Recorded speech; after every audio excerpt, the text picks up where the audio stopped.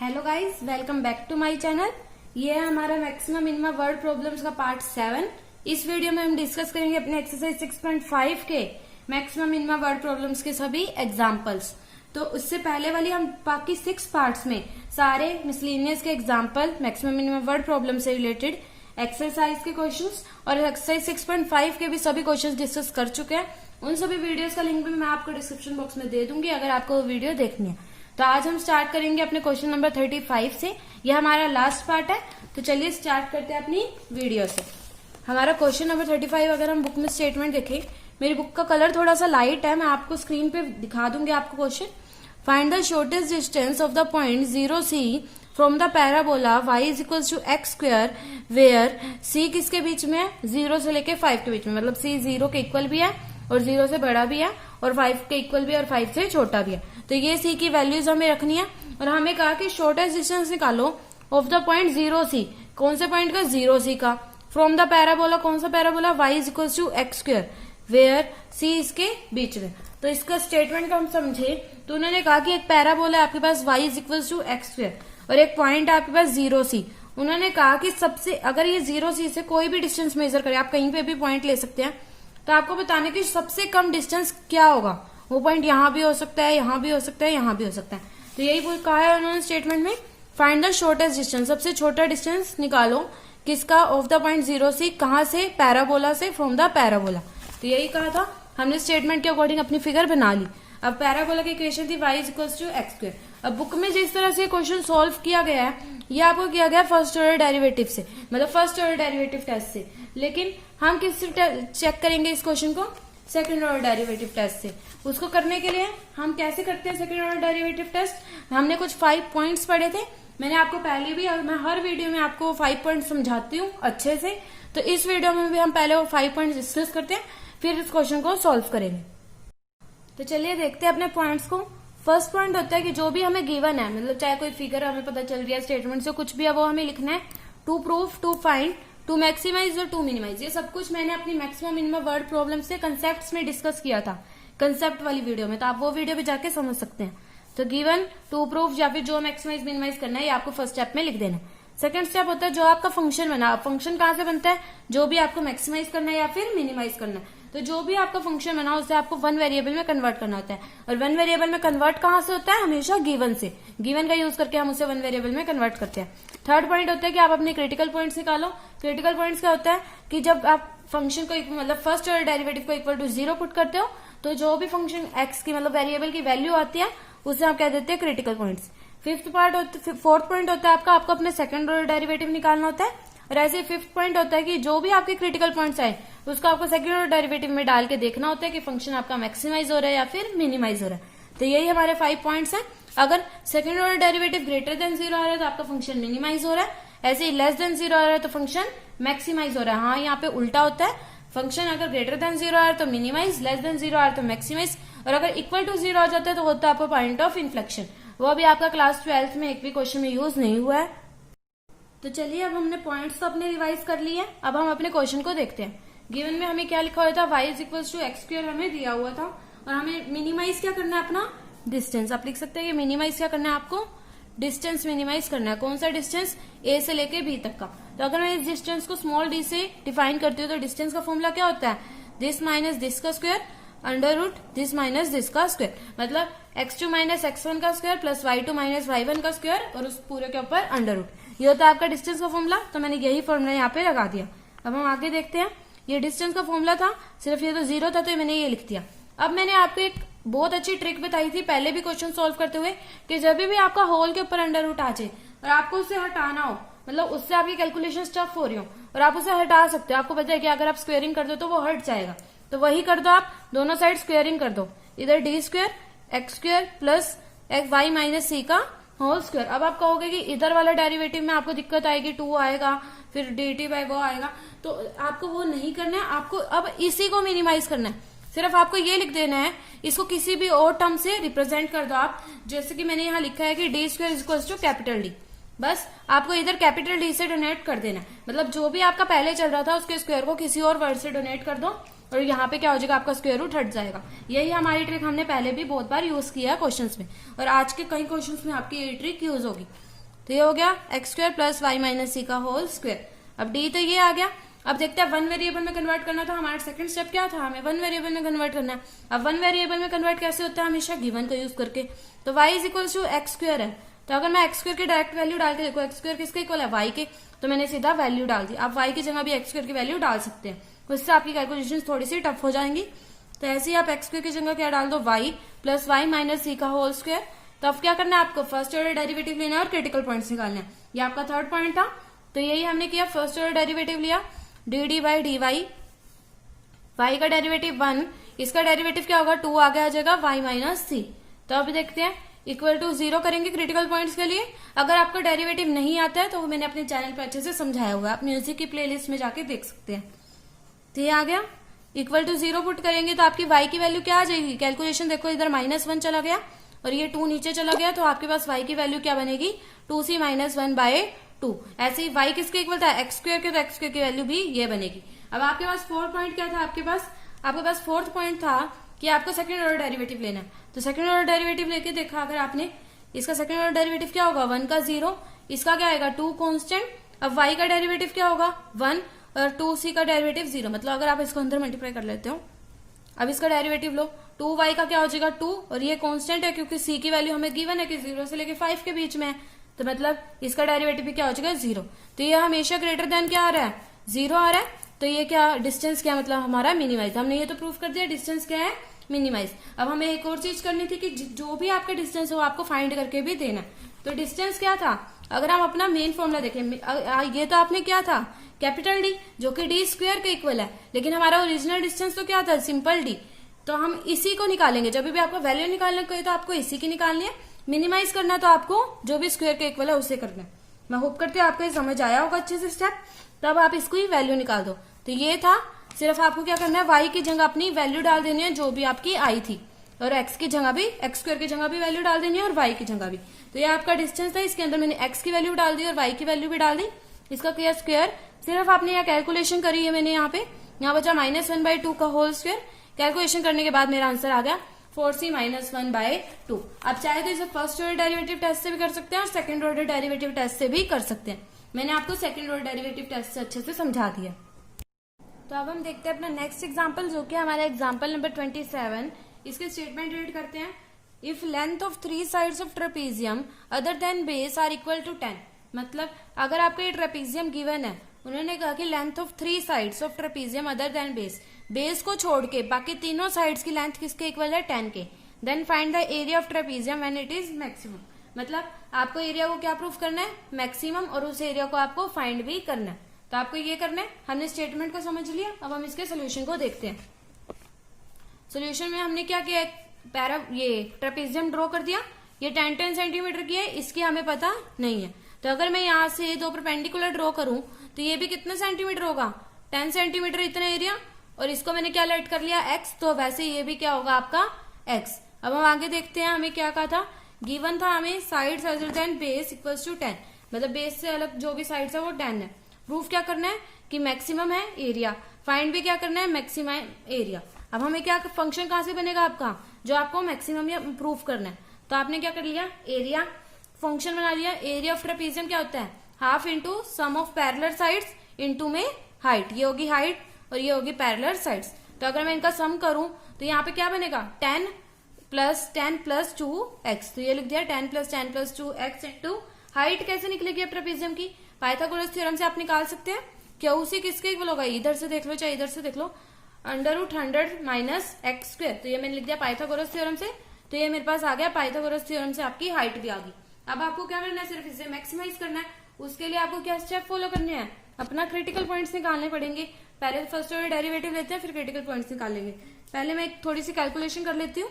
1/2 था यहाँ पे, 2x plus 20 √100 minus x square, तो एरिया क्या हो गया x plus 10 √100 minus x square. अब इसमें भी वही करना है, आप अंडर हटा सकते हैं ना। अब आप अगर अपनी बुक में चेक करें तो आपको इस मेथड से नहीं कर रखा, अंडर रूट हटाया नहीं हुआ, आपको अंडर रूट लेके ही सोल्व करवा रखा है, लेकिन इससे क्या होगी, आपकी कैलकुलेशन आगे जाके बहुत ज्यादा टफ हो जाएंगी। अगर आप अपनी बुक में देखेंगे तो इससे आपकी कैलकुलेशन आपको बहुत ज्यादा टफ हो जाएंगी। अगर आपको यहाँ पे विजिबल नहीं है तो आप वहां भी देख सकते हैं अपनी बुक में। तो इससे आपकी कैलकुलेशन टफ हो गई है, तो इसलिए हम क्या करते हैं, स्क्वायर रूट को हटाने के लिए ओवरऑल स्क्वेयरिंग कर देते हैं। तो मैंने ओवरऑल दोनों साइड्स क्या कर दी, स्क्वेयरिंग। तो यहाँ क्या बन गया ए स्क्वायर, यहाँ पे क्या बन गया x प्लस 10 का स्क्वायर, और यहाँ पे क्या बन गया 100 माइनस x का स्क्वायर। अब देखो, अब वही स्टेप करना है आपको, सिर्फ आपको इसको किसी और सिंबल से डोनेट कर देना। जैसे मैंने कैपिटल ए स्क्वायर को स्मॉल ए से डोनेट कर दिया। अब आपको इसी को मैक्सिमाइज करना है या फिर मिनिमाइज, जो भी आपको क्वेश्चन में कहा गया। किसको मैक्सिमाइज या मिनिमाइज करना है, इसको, इसी को हम लेके चलेंगे। डीए बाई डी एक्स, सिर्फ आपको कुछ भी नहीं बचा क्वेश्चन में, आपको सिर्फ ये याद रखना था कि अगर आप यहाँ स्क्वेयरिंग कर देते हो तो आपका क्वेश्चन बहुत ज्यादा इजी हो जाएगा। नहीं तो आपका क्वेश्चन वैसे भी सोल्व हो जाएगा, लेकिन आपकी कैलकुलेशन बहुत टफ होंगी। तो डीए बाई डी एक्स, आपको सिर्फ डेरिवेटिव लेना है। यहाँ पे फर्स्ट कांस्टेंट, सेकंड का डेरिवेटिव, यहाँ कौन सा रूल लगा है आपका, product rule, plus second constant और इसका डेरिवेटिव। इसका डेरिवेटिव क्या होगा, 2 आगे आ जाएगा, x प्लस 10। अब डीए बाई डी एक्स क्या हो जाएगा, 2x प्लस 10, मैंने इन दोनों में से कॉमन ले लिया, तो अंदर क्या बचा, x plus 10 minus x plus x plus 10, और यहाँ से क्या बचा 10 माइनस एक्स, क्योंकि आप यहाँ लिख सकते हो ना ए स्क्वायर माइनस बी स्क्वायर की आइडेंटिटी, तो a प्लस भी बाहर आ गया, a माइनस भी अंदर बच गया। अब देखते हैं डीए बाई डी एक्स क्या होगा, 2x प्लस 10। अभी भी आप यहाँ से देखो x प्लस 10 आप कॉमन ले सकते हो, तो वो ले लिया हमने, अंदर ये बचा। अब देखते हैं dA by d x is equals to minus का 4, वो कैसे लिया मैंने यहाँ से कॉमन, यहाँ बनेगा माइनस 2x प्लस 10, तो माइनस 2 मैंने वहां से कॉमन ले लिया, तो क्या बन गया माइनस का 4, x प्लस 10 का स्क्वायर और x माइनस 5। अब आपको थर्ड स्टेप क्या होता है, आपका क्रिटिकल पॉइंट्स निकालने होते हैं। तो क्रिटिकल पॉइंट्स क्या होगा, डीए बाई डी एक्स को इक्वल टू 0 पुट करा, x की वैल्यू एक तो क्या आ जाएगी यहाँ से 5, और एक आ जाएगी, अगर इसको इक्वल टू 0 पुट करते हैं तो x इक्वल टू माइनस 10। लेकिन ये तो लेंथ है ट्रेपेजियम की, नेगेटिव तो हो नहीं सकती, तो ये क्या है आपका नॉट पॉसिबल। अब आपका फोर्थ पार्ट क्या होता है, आपको फोर्थ पॉइंट क्या करना होता है, सेकंड ऑर्डर डेरिवेटिव लेना होता है। सेकंड ऑर्डर डेरिवेटिव लेने के लिए आप देखो, ये था, मैंने सिर्फ क्या किया, आपका सेकंड ऑर्डर डेरिवेटिव ले लिया। आप जाके चेक भी कर सकते हैं, अभी रिवाइंड करके देख सकते हैं, जो भी आपका फंक्शन था उसका मैंने सेकंड ऑर्डर डेरिवेटिव यहाँ पे लिख दिया। अब मैंने सिर्फ कैलकुलेशन की, 2 को अंदर मल्टीप्लाई कर दिया, एक्स स्क्वायर प्लस, वैसे तो आप डायरेक्ट यहाँ से भी लिख सकते हैं, एक्स की वैल्यू क्या आई थी आपकी 5। फिफ्थ पॉइंट क्या होता है, अपने क्रिटिकल पॉइंट को इसके अंदर डालना होता है, तो आप यहाँ से भी डायरेक्ट वैल्यू डाल के शो कर सकते हैं, क्योंकि 5 माइनस 5 क्या हो जाएगा 0, ये तो 0 हो गया। यहाँ पे क्या बचेगा, सिर्फ आपका 15 का स्क्वायर, जो कि आगे साइन क्या आ रहा है, नेगेटिव। मैंने आपको बता रखा है कि जब भी आपका साइन आगे आपको पता चल जाए नेगेटिव आ रहा है, तो आप डायरेक्ट वहीं से लिख सकते हैं कि आपका फंक्शन क्या है, लेस देन 0 है। आप वहीं से लिख सकते हैं और आपका फंक्शन क्या हो गया, मैक्सिमाइज हो गया। अब आपको क्या करना था, एक और पार्ट करना था कि जितना भी एरिया आ रहा है उसे बताओ कितना आ रहा है। तो उसके लिए आपके पास फंक्शन की वैल्यू क्या बनी थी, पहले ये बना था x प्लस 10 इंटू में अंडर रूट 100 माइनस एक्स का स्क्वायर, ये आपका फंक्शन था। एरिया निकालना है ना आपको, कैपिटल ए ही तो था आपका एरिया, ये तो ए स्क्वायर है तो कैपिटल एरिया है, तो ये निकालना है आपको सिर्फ x की वैल्यू, अगर मैं यहाँ 5 डालती हूँ तो यहाँ 15 बन जाता है, तो यहाँ पे क्या बन जाता है 75 अंडर रूट 75। तो यही मैंने यहाँ लिख दिया 15 अंडर रूट 75, तो यहाँ क्या बन गया 75 अंडर रूट 3। यहाँ से मैंने क्या किया, सिर्फ अंडर रूट को थोड़ा सा सोल्व किया, तो आप इसमें इस फॉर्म में भी आंसर छोड़ सकते हैं और इस फॉर्म में भी आंसर छोड़ सकते हैं। तो मैं होप करती हूँ आपको ये वाला क्वेश्चन भी अच्छे से समझ आ गया होगा। अब हम देखते हैं अपने नेक्स्ट क्वेश्चन को। हमारा नेक्स्ट क्वेश्चन है एग्जाम्पल नंबर 38। इसकी स्टेटमेंट है, prove that the radius of right circular cylinder of greatest curved surface area which can be inscribed in a given cone is half that of cone. अब इस statement को समझने की कोशिश करते हैं। हमें प्रूफ करना है कि रेडियस किसकी, राइट सर्कुलर सिलेंडर की, of greatest curved surface area. ये तो पता चल गया कि हमें प्रूफ करना है कि उसका कर्व्ड सरफेस एरिया क्या है, ग्रेटेस्ट है, मतलब मैक्सिमम है। ये चीज हमें प्रूफ करनी है। अब देखते हैं greatest curved surface area which can be inscribed in given cone. आपको लिखा हुआ है साफ साफ कि आपका क्या राइट सर्कुलर सिलेंडर किसके अंदर इंस्क्राइब्ड है, कोन के अंदर। तो अगर हम स्टेटमेंट फिगर बना के देखें अपनी कि आपका राइट सर्कुलर सिलेंडर है जो कि किसके अंदर है, कोन के अंदर, इतना हमें पता चल गया। और आपको क्या कहा था, प्रूफ करो कि radius of right circular cylinder is half that of cone. मतलब अगर आप राइट सर्कुलर सिलेंडर की रेडियस देखो तो कोन के क्या है, हाफ है। तो ये आपका राइट सर्कुलर सिलेंडर है, इसकी रेडियस को अगर मैं x ले लेती हूँ तो ये क्या है, कोन के हाफ है। अगर कोन की रेडियस मैंने ले ली कैपिटल R। अब ये भी मैंने कैसे ले ली, कैपिटल R। अब आपको क्या गिवन है इस क्वेश्चन में, इस क्वेश्चन की यही खास बात है, आपको लिखा हुआ गिवन कोन। गिवन कोन का मतलब है कि आपको पता, मतलब कोन के बारे में सब कुछ गिवन है कि उसकी हाइट क्या है और उसकी रेडियस क्या है। तो ये आपकी फिक्स है। जो भी चीज गिवन होती है, मैंने बता रखा है आपको, वो क्या होती है, आपकी फिक्स होती है। तो वही हमारा कोन गिवन है, तो हमने फिक्स है हमारा, कि कोन की हाइट अगर आपने h लिखी है तो h लिखो, VO इक्वल्स टू h है, और OC किसके इक्वल है, R के। ये दोनों चीजें क्या फिक्स है, ये वेरी नहीं कर रही, ये दोनों चीजें चेंज नहीं हो रही। तो ये दोनों क्या फिक्स है, और आपका x क्या है वो चेंज हो रहा है, जो कि किसके इक्वल हमें प्रूफ करना है, R/2 के। और मैक्सिमाइज क्या करना है, कर्व सरफेस एरिया। तो हमने अपनी क्वेश्चन से जितनी इन्फॉर्मेशन मिली थी वो हमने लिख लिया। अब आपको क्या करना है, अपना फंक्शन बनाना है। फंक्शन कैसे बनता है, जो भी आपको मैक्सिमाइज करना है। तो मैक्सिमाइज क्या करना है, सरफेस एरिया। तो किसके इक्वल होता है, curve surface area of cylinder 2πRh। तो 2π रेडियस ऑफ सिलेंडर क्या आपकी x, और हाइट ऑफ सिलेंडर को अगर मैं स्मॉल h से डिनोट करती हूँ तो मैंने लिख दिया स्मॉल h। अब क्योंकि अब सेकंड पॉइंट आपके पास क्या था कि आपको वन वेरिएबल में कन्वर्ट करना है। अब वन वेरिएबल में कन्वर्ट करने के लिए मैंने आपको कहा था कि आपको अपने गिवन का यूज करना है। अब इसमें तो इस क्वेश्चन में तो आपको लग ही नहीं रहा कि कुछ भी आप गिवन से ले सकते हो कि VO इक्वल टू h है, OC इक्वल टू R है। अब हम क्या करेंगे, ये क्वेश्चन इसलिए ही आपका इंपॉर्टेंट है क्योंकि आपको इसमें थोड़ा सा याद करना पड़ता है। याद क्या करना है कि आप देखो आपका VOC ट्रायंगल और ट्रायंगल ABC क्या आपस में सिमिलर है। सिमिलर कैसे हैं अब ये ट्रायंगल, वो हम देखते हैं। सिमिलर होने के लिए आपको क्या होती है, ये VO अपॉन में AB is equal to OC upon में BC को ये सेटिस्फाई करता है। ये दोनों ट्रायंगल क्या आपकी सिमिलर है, सिमिलर ट्रायंगल है, तो इसका मतलब VO अपॉन में AB is equal to OC upon में BC। ये आपकी थ्योरम थी, आपने 10th क्लास में भी अच्छे से पढ़ी होगी। तो ये आपकी थ्योरम है कि अगर दो ट्रायंगल सिमिलर हो तो इनकी ये दोनों क्या होनी चाहिए, इक्वल होनी चाहिए। तो अब अगर ये ट्रायंगल सिमिलर है, अब देखो आपका गिवन का ही यूज होगा एक तरह से।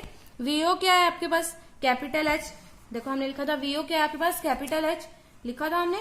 AB क्या है आपके पास, देखते हैं क्या था AB अगर देखा जाए तो आपकी हाइट ऑफ सिलेंडर है, तो आप इसको स्मॉल h से भी डायरेक्ट भी लिख सकते हैं, नहीं तो बाद में मैंने लिखा हुआ है। OC क्या आपके पास, कैपिटल R हमने लिखा था। OC किसके इक्वल है, कैपिटल R के। ऐसे BC किसके इक्वल है, BC को देखा जाए, BC किसके इक्वल है, ये पूरा R था, R माइनस एक्स, तो BC किसके इक्वल हो गया, R माइनस एक्स के।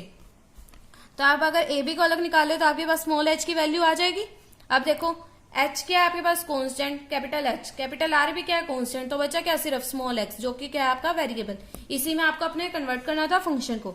तो देखते हैं हमने क्या किया, सिर्फ इसकी यहाँ पे वैल्यू डाल दी। आपको इस क्वेश्चन में सिर्फ ये स्टेप याद रखना है, ये आपका मोस्ट इंपोर्टेंट स्टेप है। अगर आप ये भूल गए तो आप अपना क्वेश्चन सॉल्व नहीं कर सकते, और अगर आपको ये याद है तो आपका क्वेश्चन इजिली हो जाएगा। आपने सिर्फ ये यहाँ डाल दी वैल्यू। अब आपको इस क्वेश्चन में कुछ नहीं करना है, बहुत इजी रह गया अब आपका क्वेश्चन।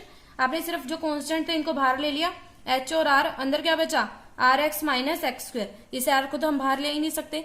अब ds बाई dx क्या करना है आपको, डेरिवेटिव लेना है। डेरिवेटिव लेते हैं और क्रिटिकल पॉइंट्स निकालते हैं। डेरिवेटिव लिया, ये तो कांस्टेंट था, ऐसे कैसे आ गया, RX का डेरिवेटिव क्या होगा R, और माइनस एक्स स्क्वायर का क्या होगा -2x। तो अब क्या करना है, इक्वल टू 0 पुट करा तो क्या आ जाएगा, R is equals to 2x, x is equals to R/2।